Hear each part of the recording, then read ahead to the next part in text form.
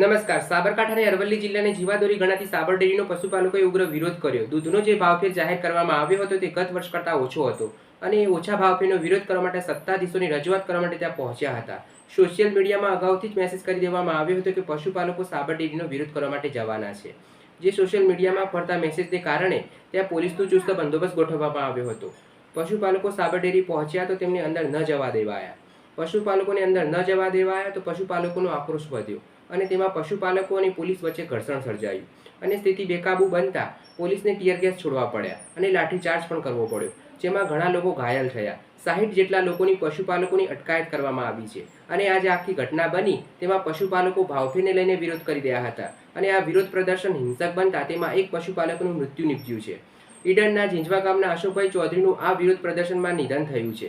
સત્તાધીશો સાંભળતા નથી એવી ફરિયાદ પશુપાલકો અગાઉ પણ કરી હતી અને અત્યારે પણ કરી રહ્યા છે. જે પશુપાલકો તે આવ્યા હતા તે રજૂઆત કરવા માટે આવ્યા હતા. જો સત્તાધીશોએ પશુપાલકોની રજૂઆત સાંભળી હોત તો આવી પરિસ્થિતિ ન સર્જાઈ હોત. હવે સાબર ડેરીના સત્તાધીશો આ ઘટનાને લઈને શું નિવેદન આપે છે તે તો જોવાનું જ રહ્યું, પરંતુ પશુપાલકોનો યોગ્ય ન્યાય મળશે કે નહીં તે સૌથી મોટો સવાલ છે. નમસ્કાર. આયો